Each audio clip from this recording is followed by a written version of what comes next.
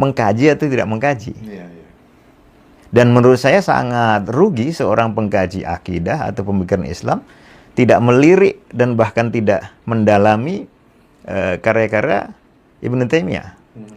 Karena di situ terkandung solusi dari berbagai macam keruwetan intelektual, keruwetan pemikiran ya, yang seringkali tidak kita temukan jawabannya secara cespleng kalau kata orang Jawa. Ya, kecuali di buku-buku Ibnu Taimiyah. Ya, mungkin karena sudah ada barrier ya. Ada hajiz nafsi. Ya. Ada penghalang psikologis. Ya, karena kata guru saya begini. Kata guru saya nggak boleh. Kata guru saya ini laisa salafiyan. Kata guru saya ini Ibnu Taimiyah ahli bid'ah gitu kan. Ya. Jadi ada banyak barrier untuk orang-orang terutama para penuntut ilmu zaman sekarang, sehingga tapi mesti barrier itu kan bisa. Saya pernah punya kawan di Madinatul bisa Bu'us. diatasi ya kalau memang kita ingin netral. Katakan ya tetaplah sebagai pengkaji, misalnya seorang pakar ilmu akidah mazhab Asy'ariyah mengkaji ingin mengkanter misalnya Ibnu Taimiyah, kan harus membaca dulu bukunya. Membaca dulu setidaknya. Bukan berdasarkan testimoni dari orang. Bukan berdasarkan penilaian peneliti dari Ibnu Taimiyah yang kita belum kembali kepada buku asal. Itu pun testimoni orang kalau kita bandingkan sangat jomplang. Orang-orang yang membela Ibnu Taimiyah itu luar biasa banyaknya. Ya, misalnya di buku ini Ar-Raddul Wafir karya Ibn Nasiruddin Ad-Dimashqi. Kan beliau seorang Syafi'i, seorang Asy'ari. Tapi justru beliau lah yang kepikiran menulis buku pembelaan Ibnu Taimiyah. Isinya semuanya adalah testimoni dari puluhan, bahkan kalau kita himpun dengan taqaridnya, endorsementnya para ulama setelahnya itu sampai di atas 100. Nah, ini semuanya tokoh-tokoh yang menyebut Ibnu Taimiyah sebagai Syekhul Islam. Ya, kalau dari Hanabilah itu udah biasa. Ya, tapi kalau tokoh-tokoh yang lain dari 3 mazhab yang lain, termasuk juga dari Asy'ariyah dan dari Hanafiyah sendiri, itu luar biasa. Ya, dan bukan nama-nama yang sepele. Terus kemudian setelah Ibnu Nasiruddin, ya misalnya Ibnu Hajar Al-Asqalani dan seterusnya, beliau ketika mengomentari buku ini, beliau tidak berbicara mengenai Ibnu Taimiyahnya. Beliau berbicara tentang Ibnu Nasiruddinnya. Memuji beliau sangat luar biasa karena bisa menulis karya buku ini. Lalu amma syuhratu Syekh Taqiyuddin, ya.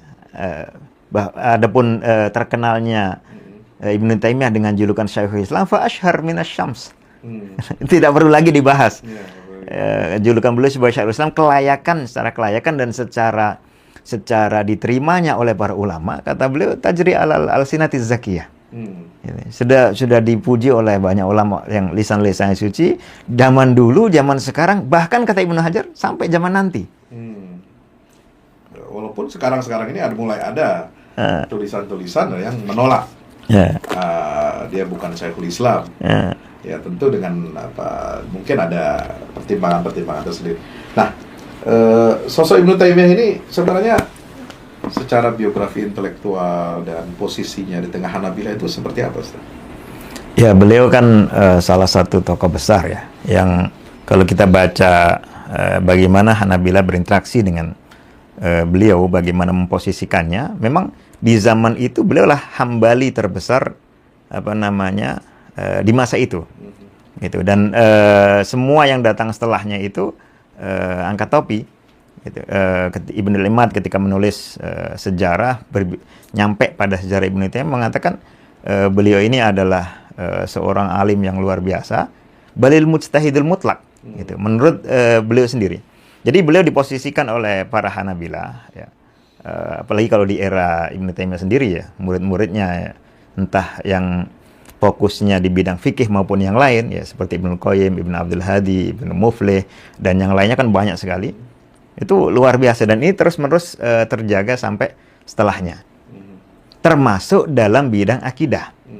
Kita tahu di Hanabilah ada sedikit beberapa perbedaan versi. Ya, ada yang gayanya itu ketika menulis akidah dan seterusnya lebih kepada seperti seorang muhaddis menulis fikih.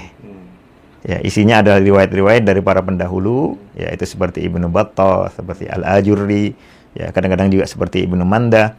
Ada yang gayanya agak terpengaruh dengan pembahasan kalam, ya, seperti Abu Ya'la, seperti Ibnu Zaguni, seperti Ibnu Aqil sebelum tobat dari Mu'tazilah maupun kadang-kadang juga setelahnya. Ya, ini ada beberapa variasi. Walaupun Hanabilah itu sendiri termasuk kelompok yang bisa kita katakan paling ringan ikhtilaf di antara mereka. Ya, berbeda dibandingkan Asy'ariyah sangat jauh. Di Asy'ariyah ada perbedaan yang cukup tajam di antara para tokoh besarnya. Di Hanabilah tidak terlalu.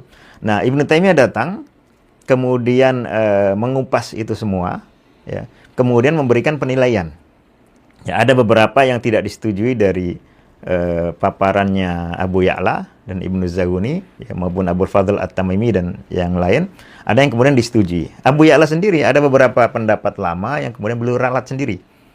Nah, Hanabilah setelah Ibnu Taimiyah ini bisa dikatakan ada yang secara langsung merujuk kepada hasil kajian dari Ibnu Taimiyah, ada yang masih menurunkan takorir atau rumusan-rumusannya Abu Ya'la dan Ibnu Zaguni, ada yang mencampur, dan ini yang paling banyak, memadukan antara keduanya, tapi sulit, ya, tidak ada atau sulit sekali kita temukan seorang Hambali yang mengcounter Ibnu Taimiyah secara tegas.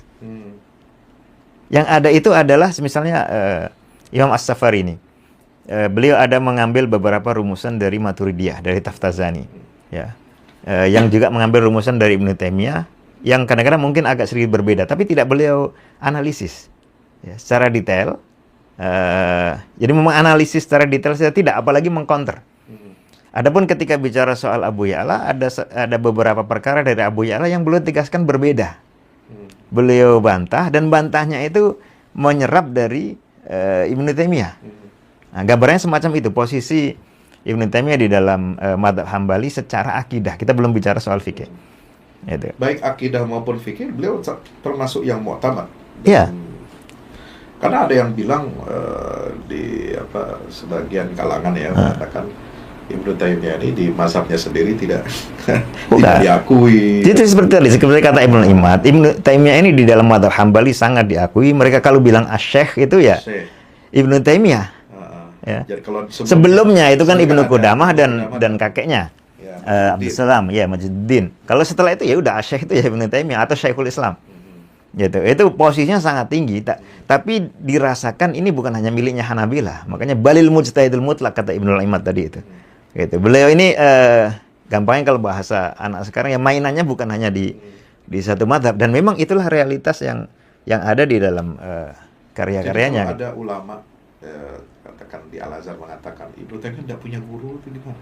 Tidak punya guru bagaimana? Kalau mungkin zaman itu justru orang yang paling banyak gurunya adalah Ibnu Taimiyah dan kawan-kawannya. Seperti kawan-kawannya seperti Al-Birzali, Al-Dhahabi, Al-Mizzi, ya. Beliau ketika diminta untuk menuliskan sanad beliau, diminta ada seorang beli ijazah, itu langsung mengimla, mendiktekan sanad-sanadnya, yang kata Imam Dhahabi, nggak ada muhaddis, sulit dibayangkan ada muhaddis bisa menghafal rincian sanad dengan sekian banyak guru, sekian banyak kitab seperti itu. Padahal itu spontan, kejadian spontan, tidak direncanakan.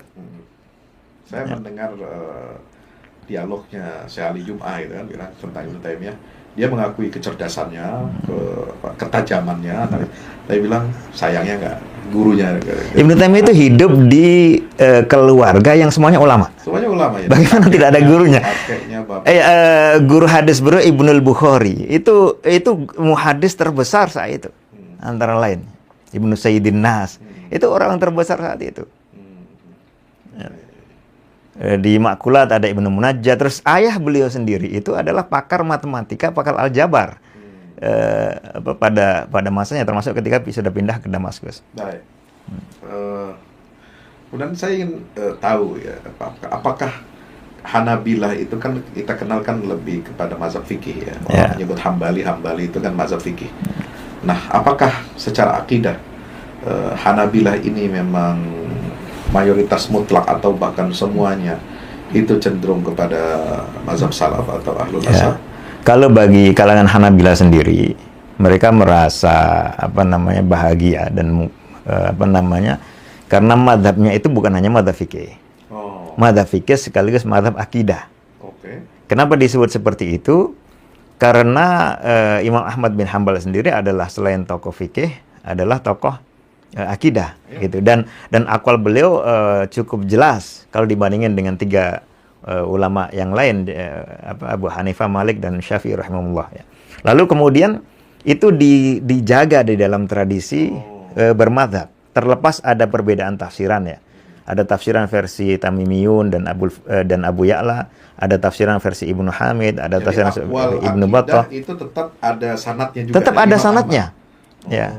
Walaupun sebagian ketika dirasa tidak sesuai tadi, karena Abu Ya'la misalnya rahimahullah, ketika terpengaruh dengan salah satu konsep kullabiyah atau asy'ariyah di dalam masalah apakah Allah melakukan perbuatan dengan perbuatannya di sandangnya sendiri, ketika menemukan Ahmad mengatakan Allah itu berbicara idza sya'a mata sya'a kaifa sya'a, itu tetap boleh akui ucapan Imam Ahmad, tapi ditakwil.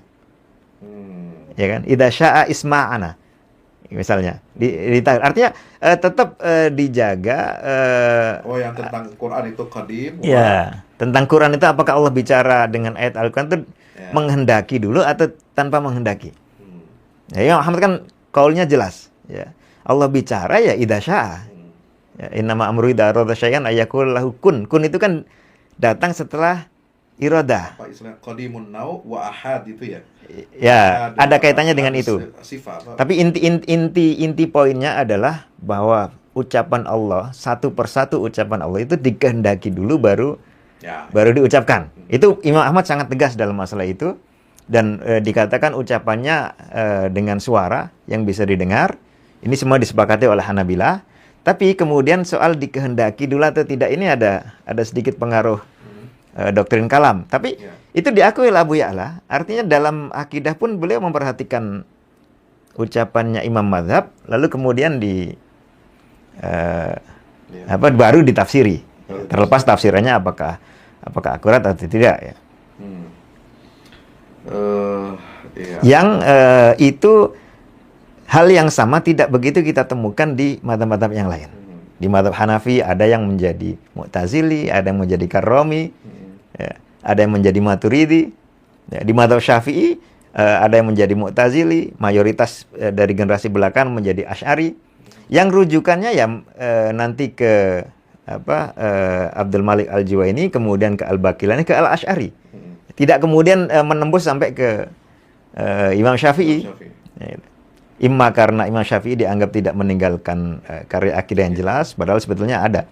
Ya, atau karena memang dianggap ini urusan fikih. Ya, Imam Syafi'i itu kaitannya nanti dengan urusan fikih. Adapun urusan akidah mengacunya ke sana. Ya, jadi jelas apa namanya. Jadi memang Hanabilah ini agak berbeda dengan tiga mazhab yang lain ya. Jadi ada akidahnya juga. Jadi dia punya saluran, punya jalur untuk pembahasan mengenai masalah. Makanya disebut di dalam sebagian turasnya Asy'ariyah dan Maturidiyah qaulal Hanabilah, kama qaulatil Hanabilah. Gitu. Diposisikan juga oleh orang luar Hanabilah sebagai satu sekte akidah dengan sebutan Hanabilah itu tadi. Nah, kira-kira dari kalangan Hanabilah ini ada nggak yang kemudian jadi Asy'ari? Atau sebaliknya? Sulit kita menemukan karena begini, Imam Ahmad itu sudah ada sebelum Al-Asy'ari. Madhab ini sudah terbentuk di era murid-muridnya Imam Ahmad. Lalu ketika Al-Asy'ari rahimahullah Abul Hasan ya tampil, beliau justru menisbatkan diri ke Imam Ahmad. Jadi beliau justru bermurid kepada Hanabilah. Ya, terusnya ketika ada di Baghdad, kan asalnya dari Basrah kemudian ke Baghdad gitu. Jadi tidak wajar kalau kemudian ada Hambali lalu menjadi Asy'ari. Karena eksistensi mazhab Hambali ya, secara fikih maupun akidah itu sudah ada sebelumnya gitu. Sudah sebelumnya, kayak kita di pesantren Mas Muhammad mengatakan Mas Muhammad itu tidak Muhammadiyah, tidak NU. Karena sudah ada sebelum adanya Muhammadiyah dan NU gitu. Nah, kemudian yang terjadi ketika Abul Hasan Al-Asy'ari berafiliasi ke Hambali, ya, jadi yang terjadi itu justru sebagian Asy'ari menyebut dirinya sebagai Hambali. Al-Qadhi Abu Taib Al-Baqilani itu kadang nulisnya Al-Hambali, menyebut dirinya sebagai Al-Hambali, selain menyebut dirinya sebagai Al-Maliki dan Al-Asy'ari. Ya, dan beliau kan berkawan dengan Abul Fadl At-Tamimi dan saya lupa ya Abul Fadl apa Abul Hasan At-Tamimi. Artinya sebagian ulama Hanabilah berinteraksi dengan sebagian Asy'ariyah pada masa itu masih sederhana, sampai kemudian muncul fitnah Ibnul Qushairi itu. Ya, yang kemudian ada Syarif Abu Ja'far dari kalangan Hanabilah dan yang lainnya kemudian menjadi bentrokan dengan Asy'ariyah. Sejak saat itulah dua kelompok ini tidak lagi bersinergi. Ya. Riwayat-riwayat ada itu seringkali konflik.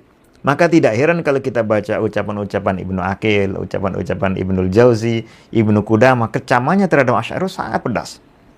Nah, kemudian datanglah Ibnu Taimiyah, Syekhul Islam ini untuk mendamaikan itu.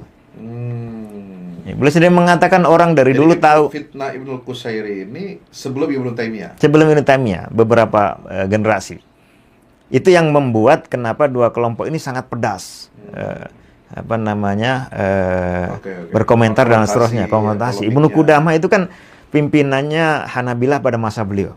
Ucapannya sangat pedas mengenai Asy'ariyah. Dan memang sebelumnya sudah begitu. Nah, ketika Ibnu Taimiyah datang, beliau ingin mendamaikan dua kelompok ini karena Allahu ya'muruna ilijtima' wa nahana 'anil iftiraq, ya, beliau ingin ta'liful qulub. Beliau bawa buku Al-Ibanah karya Abul Hasan Al-Asy'ari rahimahullah kepada kalangan Hanabilah, diperkenalkan. Lalu beliau katakan isinya, ya. Lantas komentar Hanabilah saat itu, ini lebih bagus daripada ucapannya Syekh Muwaffaquddin. Lebih bagus dari ucapannya Ibnu Qudamah, ya, dalam masalah akidah, gitu. Jadi beliau mendekatkan Asy'ariyah ke Mu'tazilah, ke Hanabilah dengan menunjukkan versi yang paling dekat atau paling bagus dalam perspektif Hanabilah. Ya.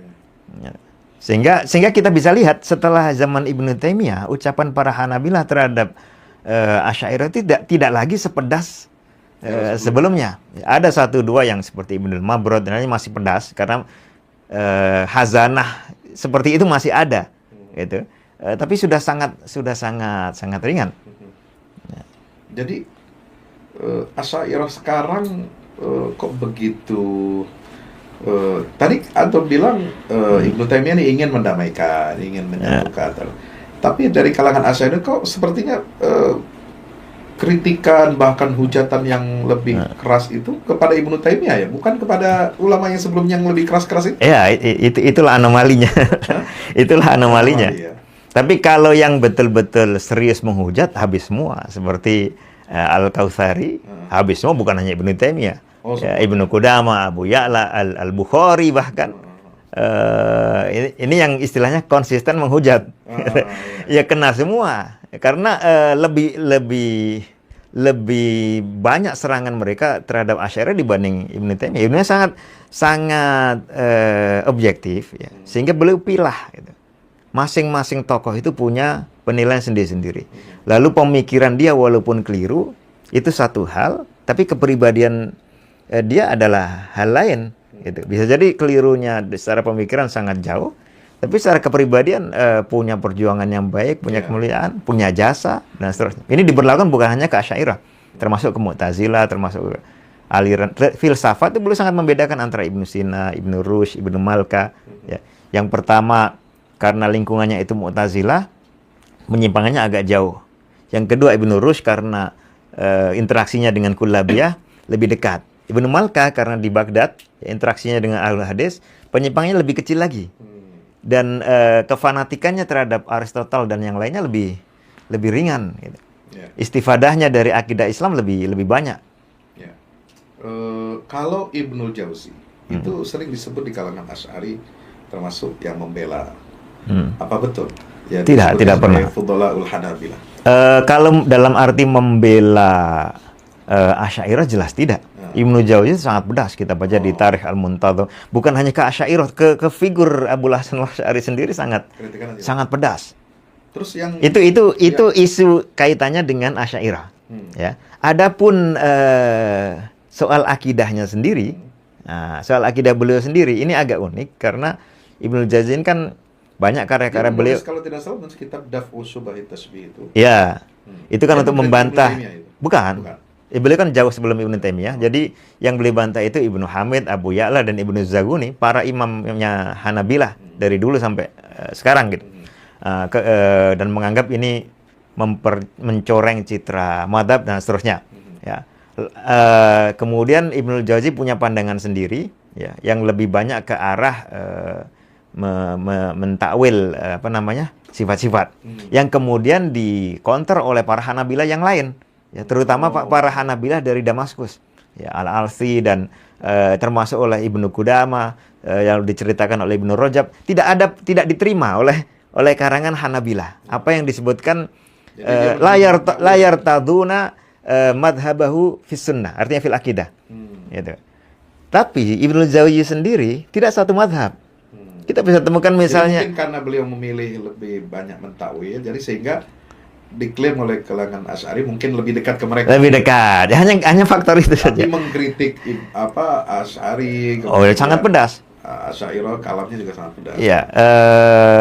Itu pun Ibnul Jauzi punya banyak karya yang bertentangan. Gitu. Kalau kita baca Qasidah Daliyah beliau, itu sangat corak ahlul hadis.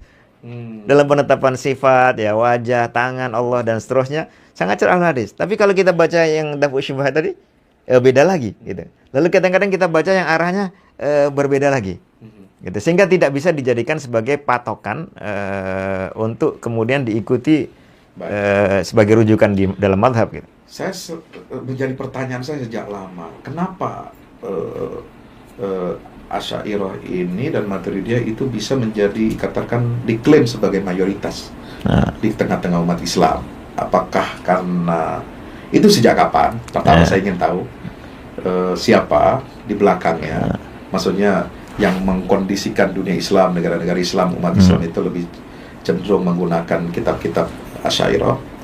Yang kedua, apakah tidak ada dari usaha-usaha ulama Hanabilah dari berbagai zaman itu untuk menyebarkan fikrah kemudian sehingga bisa diterima layaknya seperti halnya Asy'ariyah gitu, sehingga kemunculan misalnya gerakan pembaharuan dari Saudi Arabia, ya, Abdul Wahab, kemudian sampai sekarang itu lalu dicurigai dan dianggap ini keluar dari ijma ulama. Iya, jadi ini pertanyaan menarik, tapi untuk menjawabnya sebenarnya perlu kajian yang serius dan dengan data-data yang lebih mudah untuk diukur, ya, dan terdokumentasikan dengan jelas. Tapi secara umum gambarannya begini, mazhab Asy'ari itu pada masa-masa awalnya, ya, sampai masanya Al-Qadhi Al-Baqillani rahimahullah, seperti diakui sendiri oleh Ibnu Asakir dalam bayan Tabyin Kadzibul Muftari, itu tidak banyak diikuti ulama, menjadi mazhab yang termarginalkan. Sampai Ibnu Qudamah pun mengatakan, dan beliau sezaman dengan Ibnu Asakir, nggak ada orang sekte yang lebih kuat menyembunyikan madhabnya selain Asy'ariyah, gitu. Ini masa-masa awal. Tapi ketika kemudian masa dinasti Saljuk, ya, kemudian ada madrasah Nizamiyah, berarti abad 11 ya, abad ya, 11, abad 12. Itu Masehi, ya. Ya, Masehi. Ya, ketika ada madrasah itu di Baghdad, ada madrasah itu di Nisabur, kemudian disyaratkan yang mengajarkan itu madhabnya Syafi'i dan akidahnya Asy'ari. Nah, di saat itulah mulai berkembang karena ada institusi resmi yang membackup itu. Ya, ini di negara, ini di wilayah timur. Kalau di wilayah barat itu beda lagi ceritanya. Ya. Ada banyak faktor. Faktornya tidak satu. Ada faktor Ibnu Tumat datang ke sana setelah konon belajar dari warisan akidahnya Al-Ghazali dan seterusnya. Kemudian ada Abu Dzar Al-Harawi, itu kan periwayat Sahih Bukhari. Nah, ketika beliau datang ke Imam Daruqutni, ditunjukkan Al-Baqillani. Waktu itu Al-Baqillani dikenal dari sisi beliau membantah kalangan yang menyimpang, ya, Mu'tazilah, Falasifah dan seterusnya. Nah, akhirnya diambil belajar fikihnya fikih Maliki, akidahnya akidah Asy'ari yang kemudian boleh bawa ke wilayah barat, ke Maghribi, ke wilayah Maroko dan sekitarnya. Nah, gitu. Jadi tapi faktor yang sangat dominan itu faktor itu tadi yang kemudian menjadi luas. Lalu mulai muncul klaim kemayoritasan itu mungkin sudah ada sebelumnya, tapi yang antara lain yang tegas mengatakan itu adalah As-Subki Tajuddin As-Subki mengatakan mayoritas madzhab arba'ah ini semuanya Asy'ariyah. Termasuk Hanabilah pun cocok dengan Asy'ariyah sehingga muncul istilah Fudhalaul Hanabilah itu. Oh, sejak era itu. Iya. Tapi secara real, faktanya, apakah Fudhalaul Hanabilah memang ada? Seperti yang disampaikan oleh Imam Subki itu? Ya kalau bagi Hanabilah nggak ada istilah Fudhalah Hanabilah karena mereka ini semuanya Fudhala gitu. Mereka Ibnu Taimiyah sendiri punya istilah Fudhalaul Asy'ariyah. Artinya yang memang betul cenderung ke Asy'ari? Tidak ada. Kalau cenderung ke Asy'ariyah tidak ada, tapi dianggap sehaluan. Ya sebenarnya anggapan saya kan mereka sendiri tidak merasa cocok dengan itu, dan itu pun hanya persen 1-2 yang bisa dihitung. Bahkan sebagian mengatakan semuanya sama saja, Hasyawiyah semuanya, Mujassimah semuanya kecuali Imam Ahmad. Jadi kalau ada seperti ulama mengatakan, Az-Zabidi itu yang mengarang Ittihaf, sarahnya Yahya Ulumuddin gitu ya, idza utliqa Ahlussunnah wal Jamaah, kalau disebut istilah Ahlussunnah wal Jamaah maka itu adalah Asy'ariyah Maturidiyah. Itu kan dalam konteks itu kan ya inilah posisi dari satu istilah yang isinya itu sebutan. Tidak mungkin para tokoh Hanabilah menyebut Ahlus Sunnah lalu maksudnya adalah Asy'ariyah dan Maturidiyah, karena mereka tidak mengikuti itu. Ya. Maturidiyah sendiri rata-rata ketika menyebut Ahlus Sunnah itu hanya mengkhususkan untuk Hanafiyah. Ya. Mereka tidak mengakui, banyak yang tidak mengakui di luar itu sebagai Ahlus Sunnah. Counter termasuk masa-masa Daulah Utsmaniyah, sebagian para penulis Maturidiyah terhadap akidah Asy'ariyah juga sangat kuat. Gitu. Tapi kemudian ada nuansa seperti itu, ya. Menganggap bahwa Asy'ari dengan Maturidi itu sangat dekat. Lalu dua inilah yang merepresentasikan Ahlus Sunnah wal Jamaah. Entah tolak ukurnya bagaimana, mengeluarkan di luar dua kelompok ini dan seterusnya. Tapi itu pun tidak tunggal, Mas. Jadi kita bisa baca misalnya Abul Hasan Al-Amidi dalam Afkarul Afkar. Beliau ketika mentakrif Ahlus Sunnah wal Jamaah secara realitinya cocok untuk siapa? Beliau katakan Ahlus Sunnah wal Jamaah itu al-Asy'ariyah was salafiyatu min ahlil hadithi wa ahli sunnati wal jamaah. Beliau mendefinisikannya begitu. Ahlus Sunnah itu Asy'ariyah dengan Salafiyah. Itu Al-Amidi ya, yang jauh lebih senior daripada. Walaupun Al-Amidi tentu saja mengkritik akidah Nabilah gitu kan. Tapi secara itu dia fair mengatakan bahwa Ahlus Sunnah itu mencakup. Ya sebelumnya lagi seperti misalnya Abdul Qahir Al-Baghdadi ketika menghitung Ahlus Sunnah banyak sekali, semua berbagai macam kalangan dimasukkan gitu. Dan kriterianya bukan berdasarkan pengikutnya Al-Asy'ari, pengikutnya Al-Maturidi gitu. Bukan berdasarkan person itu, tapi misalnya para pegiat hadis, para pegiat fikih, para pegiat kalam dimasukkan, para pegiat seperti itu kan. Artinya berdasarkan kepakarannya. Seperti halnya kalau orang klasifikasi Ahlus Sunnah itu ada yang kategori para dai, ada kategori para bisnismen misalnya, ada kategori ini. Kan itu lebih netral. Tapi kalau ditujukan untuk satu kelompok yang afiliasinya itu ke satu person tertentu, nah ini yang biasanya hanya klaim. Belum tentu, jangan jelas tidak diterima oleh orang yang tidak mengakui person tersebut gitu. Oke, tadi kan Anda bilang Asy'ari di kalangan Asy'ariyah itu memang tidak tunggal ya. Ada yang modelnya tadi hanya mengklaim sepihak, dia harus ada yang juga agak terbuka seperti Al-Amidi.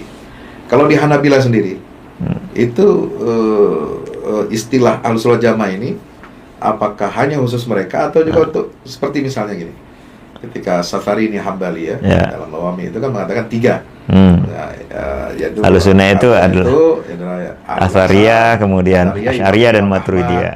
Asy'ariyah imamnya Abu Hasan, Maturidiyah imamnya Abu Mansur Maturidi.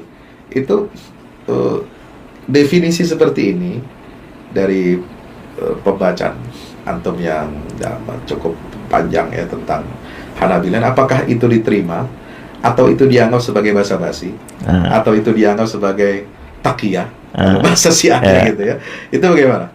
Ya, itu pertama di dalam runutan Hanabilah hal semacam ini tidak tunggal. Ya, ada yang ya tadi masa-masa awal itu rata-rata tidak banyak ada merumuskan ahlu sunnah itu begini-begini berdasarkan kelompok-kelompok. Tapi ada banyak pernyataan tegas menyatakan Asy'ariyah ini ahlul bid'ah. Ya seperti Ibnu Qudamah, wallahu hasibu kullu mubtadi'in dan seterusnya. Ketika menyebutkan Asy'ariyah, kemudian Ibnu Jauzi dan seterusnya, kemudian Ibnu Aqil. Ini banyak tokoh-tokoh yang seperti itu. Ya. Ada juga di kalangan Hanabilah tokoh-tokoh yang dekat dengan Asy'ariyah. Seperti Tamimiyun, ya. Abul Fadl At-Tamimi, Abul Hasan At-Tamimi, Rizqullah At-Tamimi dan seterusnya. Ya. Kedekatan ini walaupun tidak muncul dalam pernyataan menunjukkan bahwa mereka menganggap mereka ini adalah kawan. Gitu. Kemudian ada yang seperti Ibnu Taimiyah. Nah, kalau Ibnu Taimiyah itu beliau membagi berdasarkan realitas dari pendirian tokoh yang sedang dinilai, bukan berdasarkan ini Asy'ari apa Maturidi. Karena beliau melihat setelah dibaca Asy'ariyah itu tidak satu warna. Sangat beda antara Abul Hasan Al-Asy'ari dengan Al-Juwaini. Lalu keduanya sangat berbeda dengan Ar-Razi. Gitu. Walaupun satu alma mater, tapi pendiriannya beda-beda sehingga tidak bisa dinilai sama juga. Ya. Makanya beliau mengatakan amma man qala minhum bi kitabil ibana wa lam yudhhir maqalatan tunaqidu dzalika fa yu'ad min ahli sunnati wal jamaah. Gitu. Yang versi yang kemudian diterima oleh Hanabilah tadi. Ya kan beliau ingin menunjukkan bahwa di antara Asy'ariyah itu ada juga Ahlus Sunnah. Ya, yang ini sebagian ucapannya lebih bagus dari ucapannya Ibnu Qudamah justru. Dan itu diterima oleh banyak Hanabilah. Tapi adapun yang di luar itu beliau menilai berdasarkan perbandingan. Ya kalau dibandingkan dan berdasarkan dominasi yang dilakukan oleh tokoh itu. Kalau dominasinya adalah membantah ahlul hadis, maka ini sulit untuk dikelompokkan juga dengan ahlul hadis. Tapi kalau dominasinya itu kegiatannya membantah Mu'tazilah atau Syiah atau di kawasan itu yang ada adalah mereka, maka mereka ini adalah representasi ahlus sunnahnya gitu. Kalau dominasinya itu membantah seperti zaman sekarang pluralisme, liberalisme, mereka inilah representasinya gitu. Dan itu yang diterapkan oleh Abul Hasan Al-Asy'ari. Beliau tidak pernah membantah Hanabilah. Ya. Terlepas ada beberapa akidahnya yang berbeda dengan Hanabilah, tapi beliau justru merasa sebagai bagian dari Hanabilah. Nah, ada yang seperti versi As-Safarini tadi. Sebenarnya bukan mulai dari beliau, sebelumnya sudah ada. Ya. Apakah ini basa-basi atau tidak? Ini pertanyaan menarik ya. Tapi perlu dikaji secara akademis. Kenapa? Karena beliau memposisikan Ahlus Sunnah di beberapa tempat mengatakan Ahlus Sunnah ada 3. Asy'ariyah, Maturidiyah, sama Atsariyah. Ya. Tapi di tempat lain mengatakan bahwa Firqah Najiyah ya. Itu hanya Ahlul Athar. Gitu. Sementara dalam hadisnya kan dikatakan hadisnya kan membahas tentang Firqah Najiyah. Lalu definisinya apa? Atau siapa mereka Rasulullah? Ma'ana alaihi wa ashabi. Mangkana al-ma'ana alaihi wa ashabi. Itu kan berarti ahlu sunnah, ahlu sunnati kan gitu. Jadi boleh mendefinisikan Firqah Najiyah dengan ahlu sunnati. Iya. Nah, gitu. Ya sama misalnya kalau saya sih pandang kenapa bisa ada 2 pandangan seperti itu.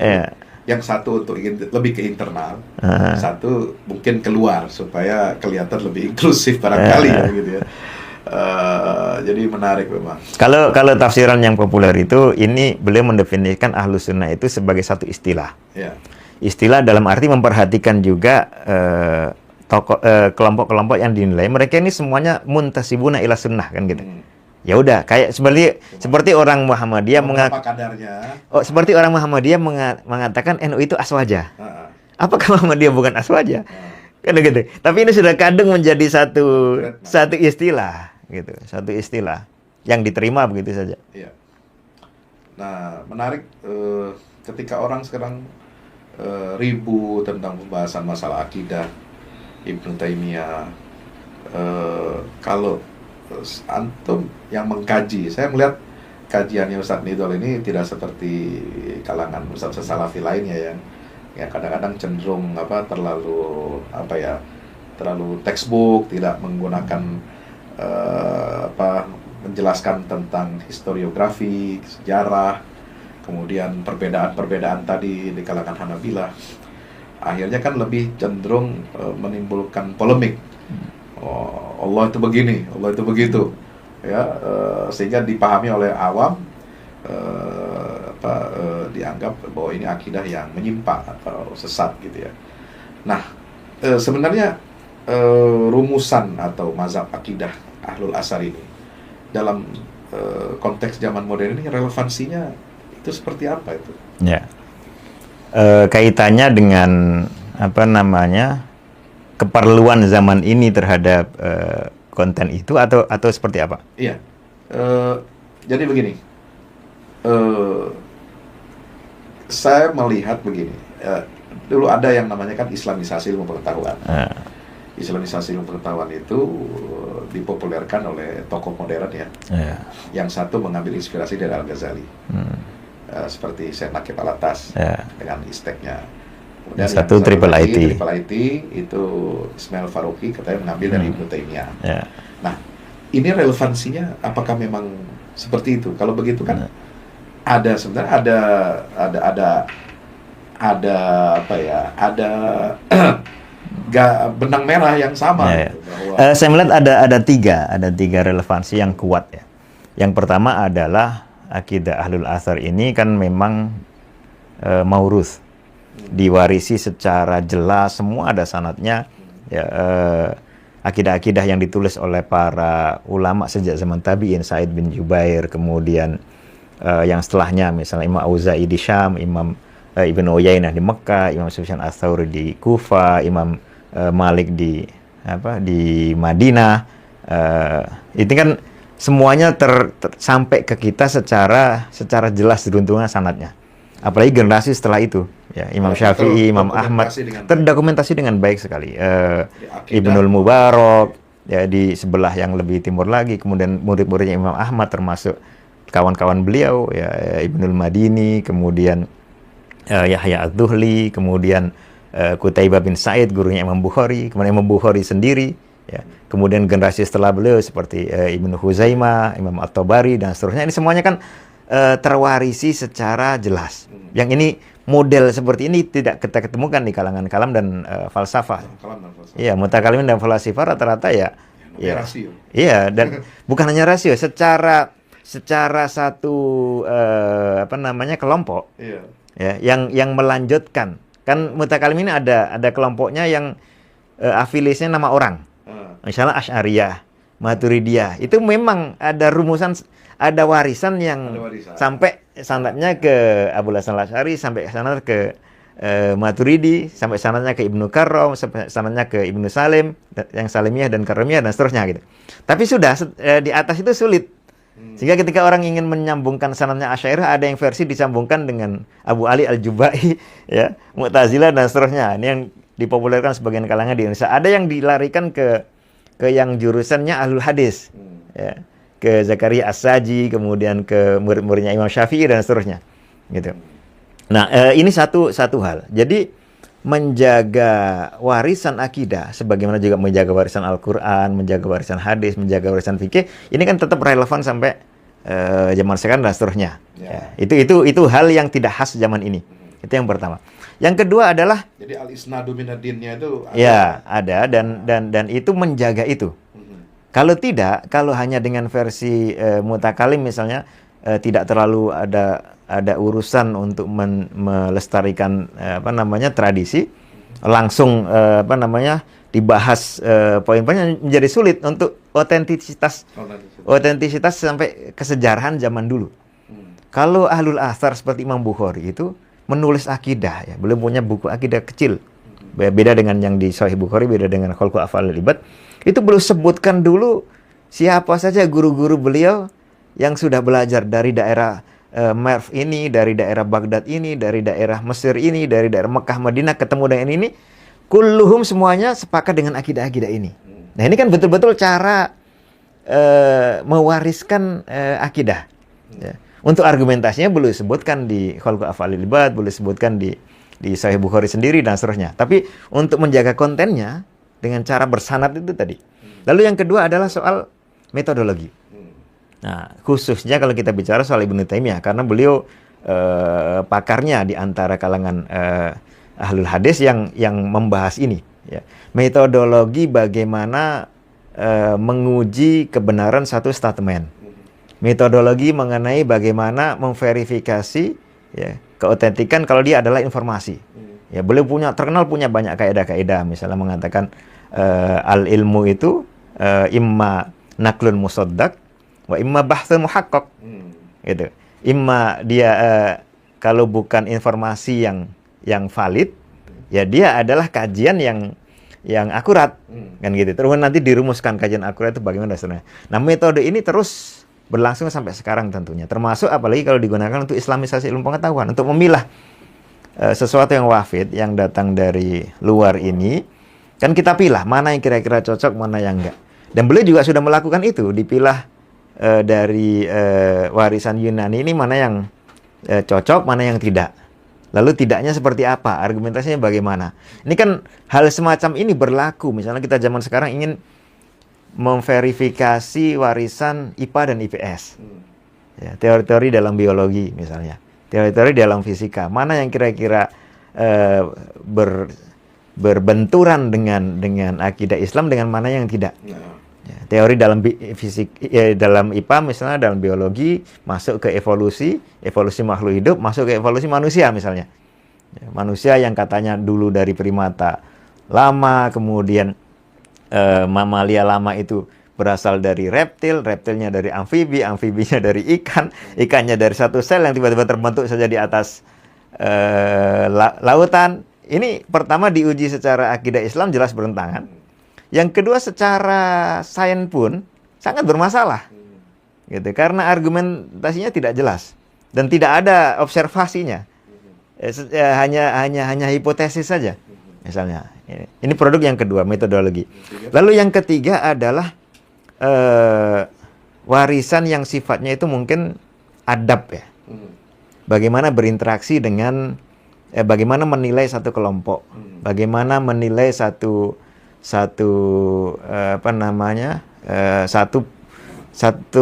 person ataupun satu komunitas. Disitulah Ibnu Taimiyah banyak mengajarkan. Ya, karena ternyata tidak asal hantam kromo, tidak gebiah-uyah. Tidak gebiah-uyah. Walaupun gebiah-uyah itu tidak selalu salah, karena kadang-kadang penyederhanaan bahasa saja. Wa qalatil yahudu misalnya begitu kan.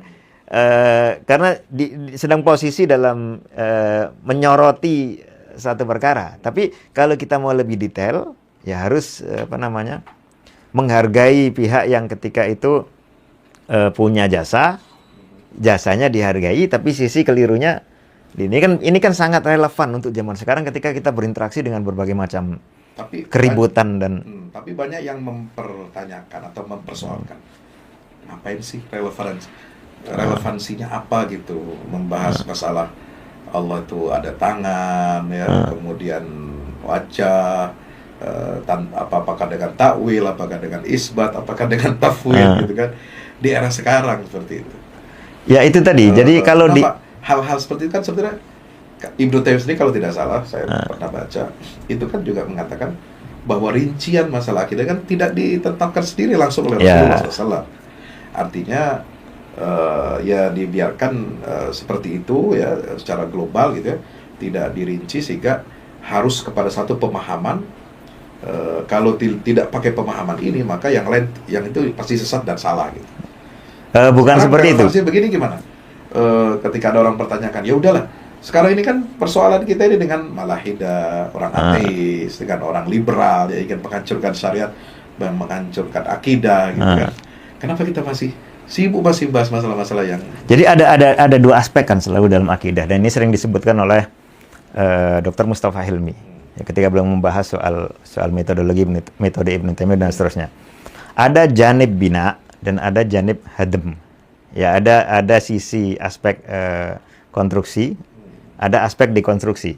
Ya, yang untuk sisi pembangunan ini, yaitu jelas seperti halnya seorang Muslim harus diajarin akidah itu, diajarin fikih, dia diajarin akhlak. Itu kan isinya ajaran-ajaran, ya, doktrin-doktrin, dan doktrin perlu dilengkapi dengan argumentasi dan seterusnya. Dalam tataran ini, itu sepanjang zaman akan selalu relevan. Seorang Muslim belajar akidah yang isinya itu adalah rincian dari keimanan kepada Allah dan rukun iman, ini kan tidak pernah tidak relevan.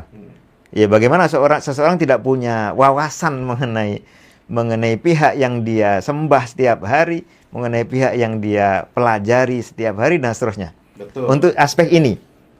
Ya, aspek apa namanya, penjelasan rincian soal sifat-sifat Allah, soal nama-nama Allah, dan itu akan sangat terasa ketika seorang ibadah. Kalau semakin orang itu arif billah, bukan hanya tahu ada Allah begitu saja, bahwa Allah ini wajib, tapi tahu rincian berita mengenai Allah yang diberitakan sendiri oleh Allah dalam Quran, diberitakan Rasul dalam Sunnah, kemudian diceritakan para ulama setelahnya. Ini kan menambah, bukan hanya menambah rasa rindu ya, tapi menambah kelezatan dari ibadah dan seterusnya.